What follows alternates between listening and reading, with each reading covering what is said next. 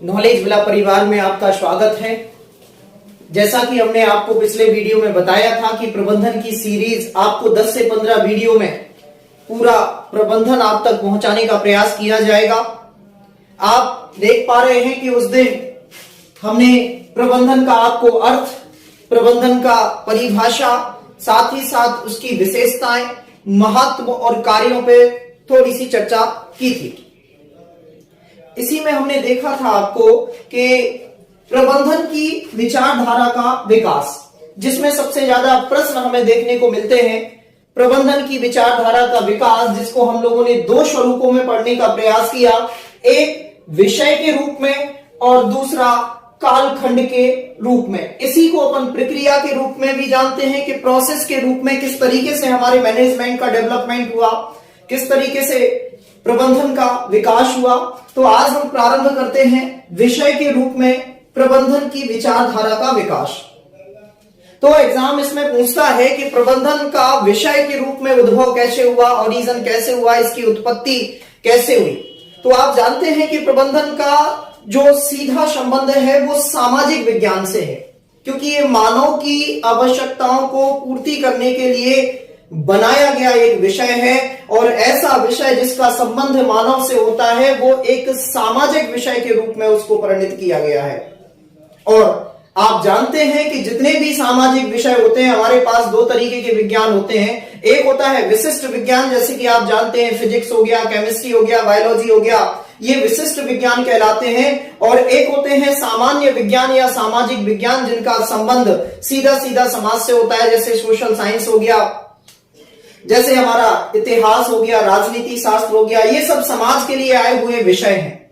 और समाज के लिए जो विषय आए हैं, अर्थात सामाजिक जो विषय हैं, तो उन सामाजिक विषयों की जो जननी मानी जाती है, तो सामाजिक विषयों की जननी माना जाता है दर्शन शास्त्र को।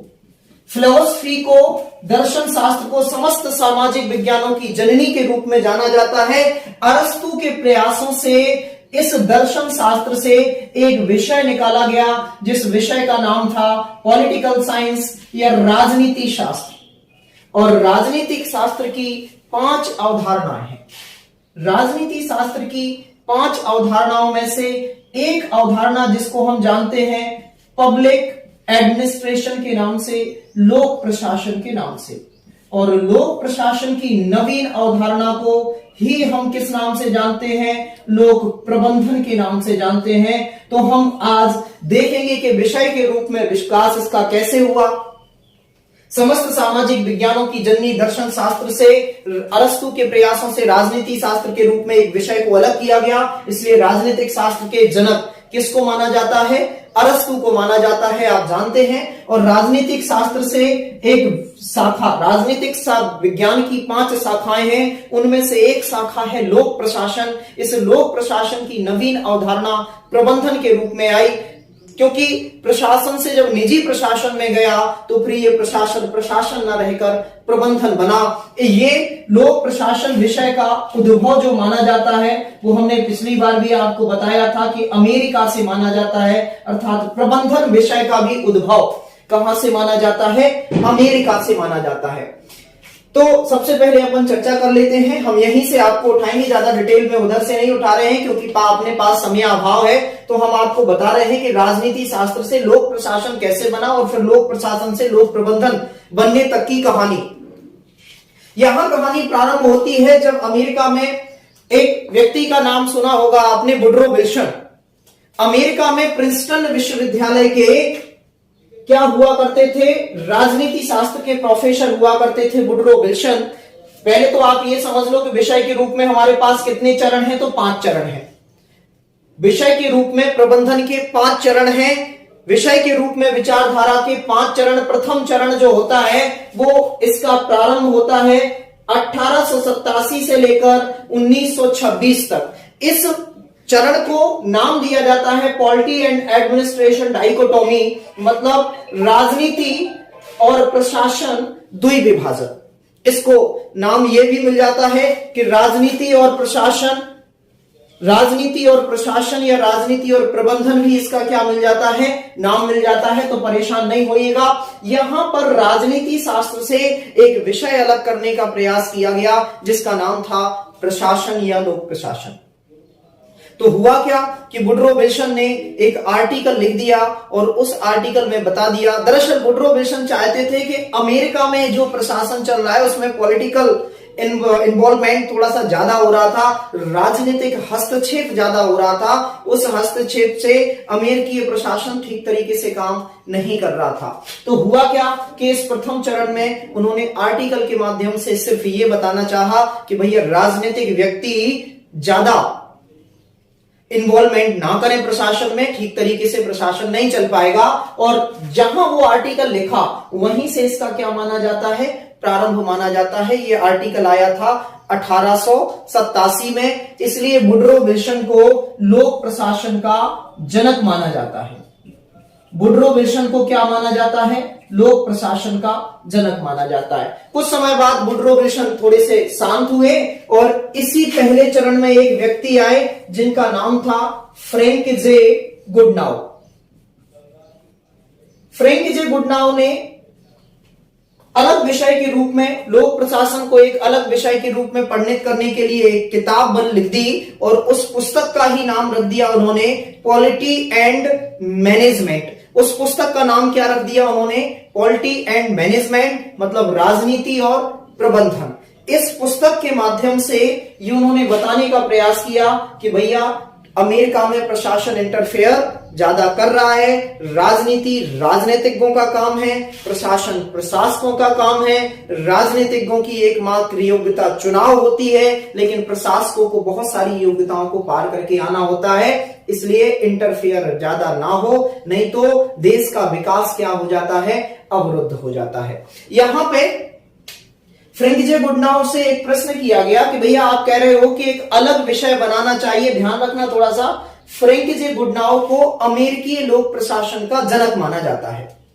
फ्रैंक जे गुडनाउ को अमेरिकी लोक प्रशासन का क्या माना जाता है, जनक माना जाता है। फ्रैंक जे गुडनाउ से प्रश्न किया गया कि अगर प्रशासन एक अलग विषय है, प्रबंधन एक अलग विषय है, तो इसकी पुस्तक कहां है, इसकी पुस्तक कहां है। और प्रबंधन की पहली पुस्तक हमें 1926 में दिखाई देती है जिसका नाम था an introduction to the study of public administration.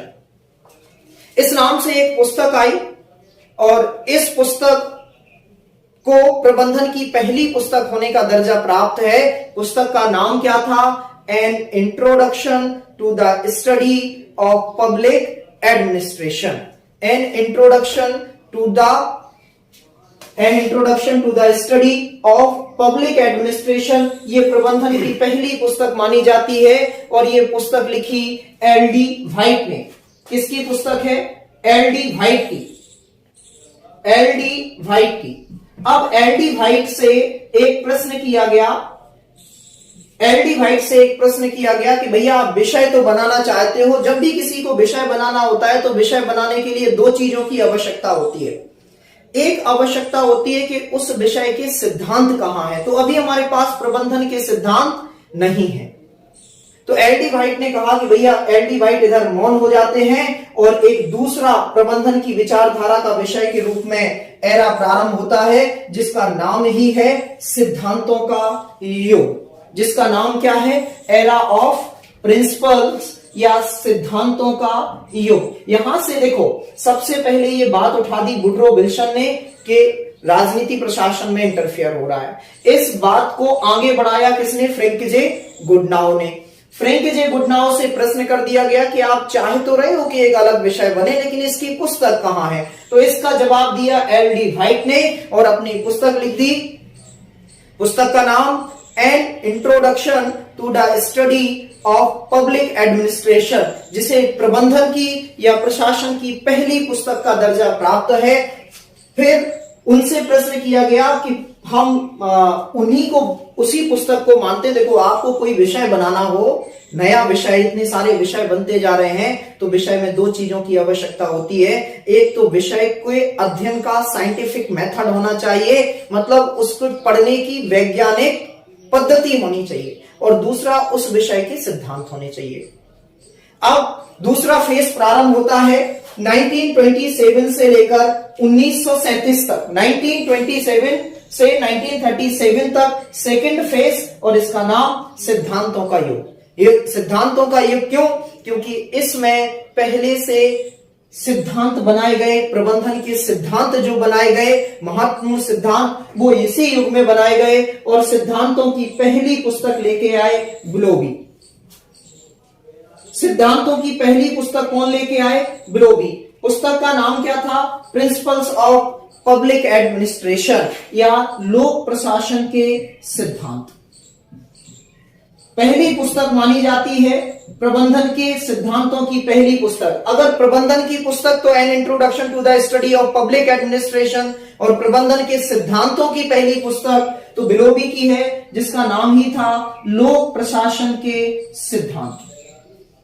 लेकिन ब्लोबी से पूछा गया तो ये ज्यादा ठीक तरीके से इलेबोरेट नहीं कर पाए। फिर इसके बाद जो वास्तविक सिद्धांत दिए लोक प्रशासन के 1937 में, ध्यान रखना, प्रबंधन का स्वर्णिम युग पूछे, प्रबंधन का गोल्डन एरा किसे कहा जाता है? तो 1927 से लेके 37 तक का ये जो 10 साल का समय है, इसे प्रबंधन का गोल्डन एरा कहा जाता है। क्योंकि आप जो प्रबंधन के सिद्धांत पढ़ते हो, वो प्रबंधन के सिद्धांत इसी समय परिणित हुए हैं, इसी समय आए हैं, जिनका सबसे महत्वपूर्ण योगदान रहा दो व्यक्तियों का। एक जिनमें लूथर गुलिक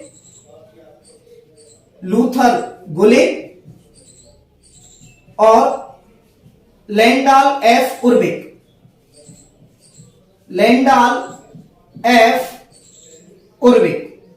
दो लोगों का महत्वपूर्ण योगदान यहां पर दिखाई देता है। इन्होंने एक पुस्तक लिख दी अपनी, इन्होंने लूथर गुलिक और लैंडाल एफ उर्बिक ने अपनी पुस्तक लिख दी। उस पुस्तक का ही नाम था paper on the science of the public administration,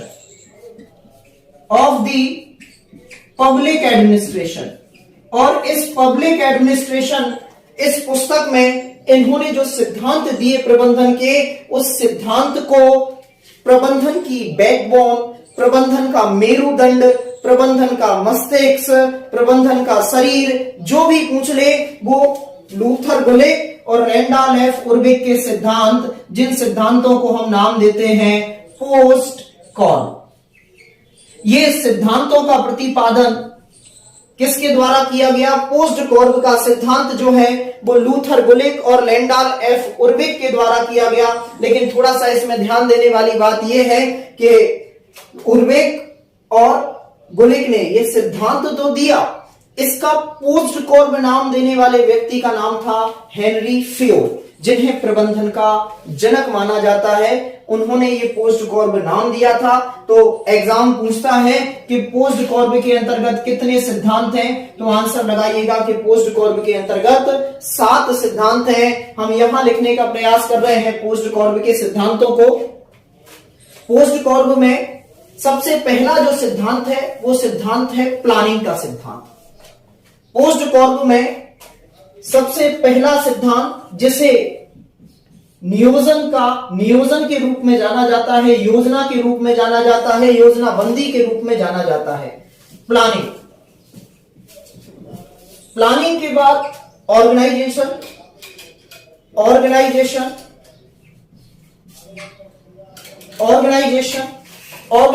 के बाद हमें दिखाई देता है स्टाफिंग, ऑर्गेनाइजेशन के बाद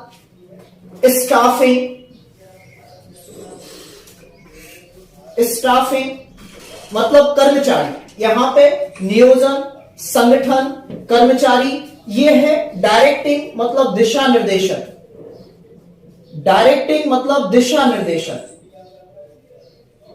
ये है कोऑर्डिनेशन मतलब समन्वय, ये है रिपोर्टिंग मतलब प्रतिवेदन, और ये है बजट। तो पहला तो प्रश्न यहीं से बनता है कि पोस्ट कॉर्ब का सिद्धांत किसके द्वारा दिया गया, तो आपको आंसर लगाना है कि पोस्ट कॉर्ब का सिद्धांत लूथर गुलिक और लैंडाल एफ उर्बिक के द्वारा दिया गया। लेकिन अगर पूछे कि इस सिद्धांत का नाम पोस्ट कॉर्ब किसने दिया, तो आंसर लगाइएगा हेनरी फ्योल ने। पोस्ट कॉर्ब में कितने सिद्धांत हैं, तो पोस्ट कॉर्ब में 7 सिद्धांत हैं। और एग्जाम पूछेगा कि इनमें से कौन पोस्ट कॉर्ब के सिद्धांत के अंतर्गत नहीं आता, तो नियोजन, संगठन, दिशा निर्देशन, कर्मचारी, कोऑर्डिनेशन मतलब समन्वय, रिपोर्टिंग मतलब प्रतिवेदन, और बजटिंग मतलब बजट, इसके अलावा जो भी हो वो प्रबंधन के सिद्धांत के अंतर्गत नहीं आता। यहां पे सिद्धांत दिए गए, बहुत सारे सिद्धांत दिए, जिसमें हेनरी फ्योल के 14 सिद्धांत भी आते हैं। संगठन से संबंधित हेनरी फ्योल ने 5 कार्य और 14 सिद्धांत दिए हैं। अभी हम आगे क्लास में आपको चर्चा करेंगे कालखंड के रूप में जब हम पढ़ाएंगे। लेकिन जब सिद्धांत हो गए, यहां पे सिद्धांतों का प्रतिपादन कर दिया गया, तो फिर इन सिद्धांतों पर क्या खड़ा हो गया, प्रश्न चिन्ह खड़ा हो गया। और एक तीसरा फेस आया, जिस फेस का नाम था एरा ऑफ चैलेंजिंग। 1938 से 1947 तक एक युग आया जिसको हमने कहा चुनौती का युग। अब चुनौती किसको, चुनौती दी गई यहां पे इनके सिद्धांतों को, सिद्धांतों को चुनौती, क्योंकि सिद्धांतों की डेफिनेशन आप जानते हैं, सिद्धांत किसे कहते हैं। सिद्धांत का जन्म होता है एक विचार से। जब किसी व्यक्ति के मस्तिष्क में एक विचार आता है और विचार के अनुसरण करता जब क्या होते जाते हैं, ज्यादा होते जाते हैं, तो ऐसा विचार विचारधारा में बदल जाता है। और जब किसी विचारधारा में स्थायित्व और सार्वभौमिकता आती है, तो ऐसी विचारधारा क्या बन जाती है, सिद्धांत बन जाती है। और सिद्धांत में 2 नाम लिए हमने, एक तो सार्वभौमिकता मतलब यूनिवर्सलिटी होनी चाहिए, और एक स्थायित्व मतलब स्टेबिलिटी होनी चाहिए। जैसे 2 भाग हाइड्रोजन और 1 भाग ऑक्सीजन को आप मिलाएंगे तो पानी बनेगा। ये सबसे पहले किसी व्यक्ति के मस्तिष्क में एक आया हुआ विचार था। लेकिन जब इसको मार्केट में भेजा गया तो ये विचारधारा बना होगा। लेकिन जब इसमें सार्वभौमिकता और स्थायित्व का गुण आया, सार्वभौमिकता का मतलब कि अमेरिका में 2 भाग हाइड्रोजन और 1 भाग ऑक्सीजन मिलाएंगे तो पानी बनेगा, भारत में मिलाएंगे तो पानी बनेगा, और अफ्रीका में बनाएंगे तो पानी बनेगा। ये कहलाती है सार्वभौमिकता। और स्थायित्व, तो स्थायित्व का कॉन्सेप्ट है कि आप क्या करेंगे, आज से 50 साल बाद भी ये क्या बनेगा, पानी बनेगा, और 50 साल पहले भी क्या बनेगा, पानी बनता था। मतलब किसी भी सिद्धांत को बनने के लिए उसमें 2 चीजों की आवश्यकता होती है उस विचारधारा में, स्थायित्व और सार्वभौमिकता। अब प्रश्न चिन्ह खड़ा किया गया तीसरे चरण में प्रश्न चिन्ह खड़ा किया कि लूथर, गुलेक, लैंडसेप, उर्बिक, एफ.डब्ल्यू. टेलर, इनके द्वारा जो सिद्धांत दिए गए, अभी हम चर्चा करेंगे, वो सिद्धांत सही नहीं है, वो सिद्धांत सही नहीं है। चुनौती किसने दी, तो एग्जाम पूछता है कि प्रबंधन के सिद्धांतों को सबसे बड़ी जो चुनौती देने का काम किया, तो सिद्धांतों को चुनौती दी हर्बर्ट साइमन ने। किसने, हर्बर्ट साइमन ने चुनौती दी। और हर्बर्ट साइमन ने अपनी चुनौती में एक पुस्तक लिखी जिसने लिखा प्रोवर्ब्स ऑफ मैनेजमेंट।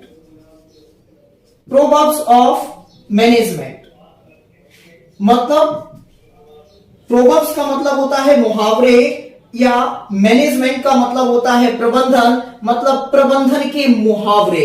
एग्जाम पूछता है कि किसने प्रबंधन के सिद्धांत को मुहावरे या लोकोक्तियों की संज्ञा दी है, तो आंसर लगाइएगा हर्बर्ट साइमन ने। हर्बर्ट साइमन ने कह दिया कि भैया आपने जो सिद्धांत दिए हैं वो सिद्धांतों में ना तो सार्वभौमिकता है। किस आधार पर बोल दिया इन्होंने, इस आधार पर बोल दिया कि जब हम देखते हैं किसको, हेनरी फ्योल को, तो हेनरी फ्योल ने प्रबंधन से संबंधित 14 सिद्धांत दिए। उनमें से एक सिद्धांत है आदेश की एकता का सिद्धांत। ये कहते हैं कि संगठन में आदेश देने वाला व्यक्ति क्या होना चाहिए, एक होना चाहिए।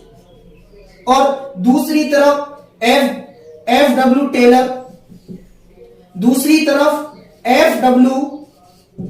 टेलर FW टेलर अपने सिद्धांत में कहते हैं कि आदेश की क्या होनी चाहिए, बहुलता होनी चाहिए। मतलब संगठन में आदेश देने वाले व्यक्ति बहुत सारे होने चाहिए। अब दोनों प्रबंधन के सिद्धांत हैं और दोनों एक दूसरे के क्या जा रहे हैं, अपोजिट जा रहे हैं। तो इसी को आधार बनाकर हर्बर्ट साइमन ने क्या दे दिया, ये कह दिया कि आपके सिद्धांतों में सार्वभौमिकता नहीं है, आपके सिद्धांत सही नहीं है। जब आप ही दोनों लोग एक दूसरे के अपोजिट जा रहे हैं तो सिद्धांत सही कैसे हो सकते हैं। यहां से प्रश्न बनता है कि प्रबंधन के जनक किसको माना जाता है, तो हेनरी फेयोल को।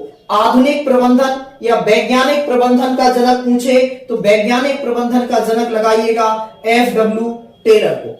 वैज्ञानिक प्रबंधन का जनक FW टेलर को और हेनरी फेयोल को प्रशासनिक प्रबंधन का जनक, और प्रबंधन का जनक भी किसको माना जाता है, हेनरी फेयोल को माना जाता है। थोड़ी सी चर्चा हम यहीं पे कर लेते हैं कि ये जो आदेश की एकता का सिद्धांत है, ये कहता है कि संगठन में आदेश देने वाला व्यक्ति कितने होने चाहिए, संगठन में आदेश देने वाला व्यक्ति एक। अब आप जानते हैं कि जब आदेश एक व्यक्ति ही दे सकता है, और आदेश वही दे सकता है जिसके पास शक्ति होती है, पावर होती है, सत्ता होती है। अर्थात आदेश देने वाला एक व्यक्ति तो सत्ता भी किसी एक के पास, और सत्ता जब एक के पास तो इसको बोलते हैं पावर का सेंट्रलाइजेशन या शक्तियों का केंद्रीकरण। और इधर तो हेनरी फेयोल केंद्रीकरण की बात कर रहे हैं, FW टेलर कहते हैं कि आदेश की बहुलता होनी चाहिए। मतलब संगठन में आदेश देने वाले व्यक्ति बहुत सारे होने चाहिए। अब आदेश की बहुलता होगी मतलब शक्तियों का क्या होगा, विभाजन। तो आप विकेंद्रीयकरण की बात कर रहे हैं, आपके सिद्धांत एक दूसरे से मैच नहीं कर रहे हैं, तो ये सिद्धांत कैसे हुए, ये कह दिया हर्बर्ट साइमन ने। एक और व्यक्ति आए इसी समय जिनका नाम था, तीसरे चरण में, जिनका नाम था रॉबर्ट डहल। रॉबर्ट डहल ने क्या कह दिया, रॉबर्ट डहल ने भी प्रश्न चिन्ह खड़ा कर दिया आपके सिद्धांतों में कि ये बताओ, आप जब कहीं अमेरिका से बाहर नहीं गए, आपने किसी देशों का भ्रमण नहीं किया, किसी देशों की प्रशासनिक व्यवस्था का अनुभव नहीं किया, तो आपने कैसे कह दिया कि भैया आपके सिद्धांत सही हैं। मतलब आप कैसे कह सकते हो कि प्रबंधन के जो सिद्धांत अमेरिका में और हेनरी फेयोल के अनुसार जो सिद्धांत फ्रांस में लागू है, वही सिद्धांत उसी रूप में भारत में लागू हो जाएंगे, ये संभव ही नहीं है। मतलब हर्बर्ट साइमन ने इनके सिद्धांतों को क्या कर दिया, नकार दिया।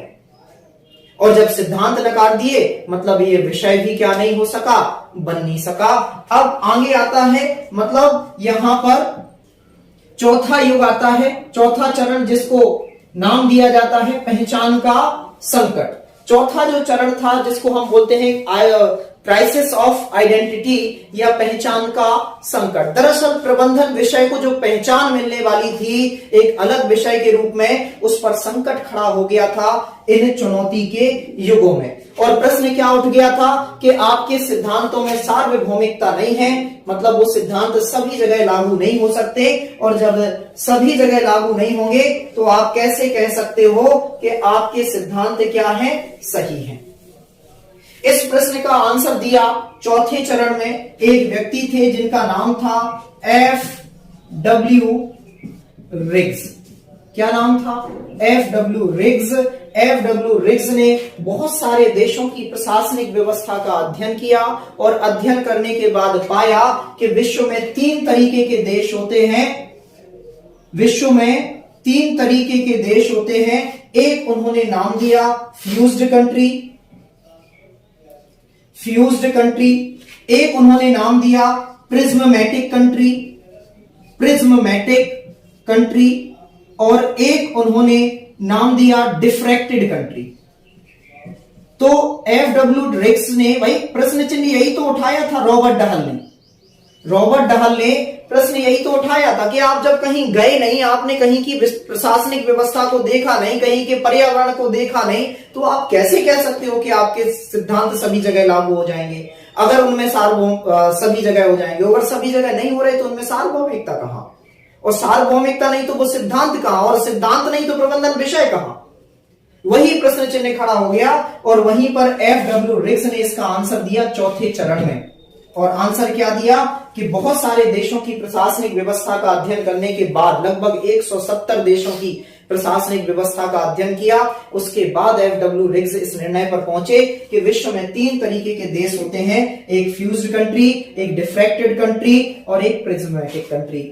आज भी विश्व में 3 तरीके ही देश होते हैं जिनको एफडब्ल्यू रिग्स डिफ्रैक्टेड कंट्री बता रहे थे वो विकसित कंट्री थे, जिनको फ्यूज कंट्री बता रहे थे वो पिछड़े हुए देश थे, और जिनको प्रिज्मेटिक कंट्री बता रहे थे वो विकासशील देश थे।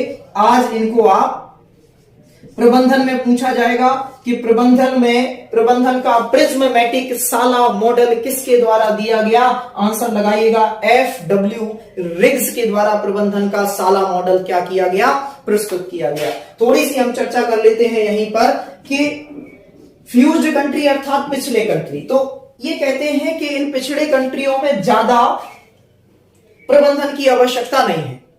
क्यों नहीं है ज्यादा प्रबंधन की आवश्यकता? क्योंकि इनके पास संसाधन है ही नहीं।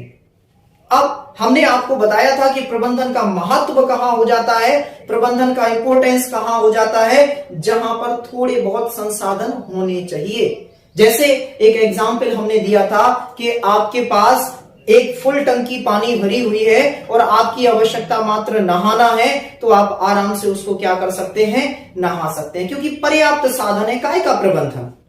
लेकिन जब आपके पास क्या होगा, संसाधन कम, मतलब अब एक बाल्टी पानी है और आवश्यकता कितनी, पूरे दिन की आपको दिनचर्या का क्या करना है, पूरी दिनचर्या जो आपकी है उसी में आपको काम चलाना है, तो फिर आपको एक एक डिब्बे का मैनेजमेंट करना पड़ेगा। मतलब संसाधन कम है और आवश्यकताएं अधिक, तो प्रबंधन का महत्व। अब आप सोचो कि पूरे दिन की दिनचर्या डली हुई है, पानी है ही नहीं, तो काय का प्रबंधन? मतलब इन फ्यूज देशों को प्रबंधन की आवश्यकता इसलिए नहीं है कि इनके पास संसाधन नहीं है, बिल्कुल ही नहीं है। उन्होंने कहा कि विकसित देशों को ज्यादा आवश्यकता इसलिए नहीं है कि इनके पास इतने ज्यादा संसाधन है और इनकी आवश्यकता कम है। तो संसाधन अधिक और आवश्यकता कम, तो प्रबंधन का महत्व नहीं होता। मतलब क्या कि इनके पास संसाधन, जनसंख्या बहुत कम है, मतलब आवश्यकता कम, और संसाधन बहुत ज्यादा है विकसित देशों के पास, तो इधर भी प्रबंधन की उतनी महत्वता दिखाई नहीं देती है। और उन्होंने कहा कि प्रिज्मेटिक साला मॉडल में बताया कि सबसे ज्यादा प्रबंधन की आवश्यकता किन देशों को है, तो वो विकासशील देशों को है, क्योंकि इनके पास संसाधन कम है और आवश्यकताएं अधिक हैं। तो जब संसाधन कम और आवश्यकताएं अधिक होती हैं, वहां पर हमारा प्रबंधन का क्या हो जाता है, महत्व बढ़ जाता है। अब इसी के अंतर्गत हम देखते हैं कि वो कहते हैं कि ये विकासशील देशों में प्रबंधन कभी सार्वभौमिक हो ही नहीं सकता। क्यों? क्योंकि प्रबंधन का अर्थ है नियोजन, प्रबंधन का अर्थ है अभिप्रेरणा, प्रबंधन का अर्थ है समन्वय। और आप जानते हैं कि जो समस्या बुंदेलखंड की है वो समस्या आपको बघेलखंड की नहीं मिलेगी। तो यही ये कहने का प्रयास कर रहे हैं कि प्रबंधन दरअसल क्षेत्रीयता के आधार पर होता है विकासशील देशों में, क्योंकि यहां पर जो प्रबंधन है वो पर्यावरण से क्या होता है, इफेक्टिव होता है, प्रभावित होता है। आप जानते हैं कि बुंदेलखंड में नियोजन किया जाएगा तो सूखे की समस्या से निपटने का किया जाएगा, लेकिन बहुत सारे देश ऐसे हैं, जैसे बहुत सारे राज्य हमारे ऐसे हैं जहां पे प्रबंधन बाढ़ की समस्या से निपटने के लिए किया जाएगा। तो आपकी सूखी की समस्या का प्रबंधन और बाढ़ की समस्या का प्रबंधन कभी एक नहीं हो सकता। अर्थात उन्होंने कह दिया कि प्रबंधन के सिद्धांतों में कभी सार्वभौमिकता नहीं आ सकती। वो एक्स्ट्रा बिल्कुल सेम स्वरूप में एक ही योजना सभी जगह के लिए लागू नहीं हो सकती। और यहीं पर प्रश्न चिन्ह खड़ा हो गया। मतलब आज भी हमारा प्रबंधन एक अलग विषय नहीं बन पाया। आज भी हम उसको, हमने पहले भी बताया था कि इसको हम लोक प्रशासन की नवीन अवधारणा के रूप में जानते हैं। अब पांचवा विषय, पांचवा आया, पांचवा चरण, जिसको बोलते हैं पब्लिक पॉलिसी प्रोस्पेक्टिव या लोक नीति दृष्टिकोण। यहां पे सिर्फ इतना हुआ कि जो प्रशासन था वो लोक हित में चला गया और निजी हित में भी देखने को मिला अमेरिका में। इसलिए बस इस पांचवें चरण में लोक प्रशासन की नवीन अवधारणा ही क्या बन गई, प्रबंधन बन गई। लेकिन आज भी हम ये प्रबंधन आज भी हम ये पॉलिटिकल साइंस के अंतर्गत ही पढ़ते हैं, ये पीएससी के सिलेबसों में है। तो हमें सिर्फ आपको आज इतना ही समझाना था कि ये विषय जो हम आज पढ़ रहे हैं वो दरअसल विषय पॉलिटिकल साइंस के अंतर्गत ही आता है, लोक प्रशासन की नवीन अवधारणा के रूप में ही आता है। अगली क्लास बहुत महत्वपूर्ण जो होगी कालखंड के रूप में, जिसमें हम आपको बताएंगे कि प्रबंधन में वैज्ञानिकता कैसे आई, प्रबंधन में प्रशासनिक प्रबंधन क्या होता है, प्रबंधन व्यवहारिक प्रबंधन कैसा होता है, इनकी कौन कौन सी ब्रांच होती हैं, उन पे अपन चर्चा करेंगे अगले वीडियो में। आपके सहयोग के लिए बहुत बहुत धन्यवाद। आशा है कि आपको ये वीडियो पसंद आएगा, और पसंद आए तो इसको ज्यादा से ज्यादा शेयर करें, लाइक करें एंड सब्सक्राइब करें। Thank you all of you. धन्यवाद, नमस्कार सभी को।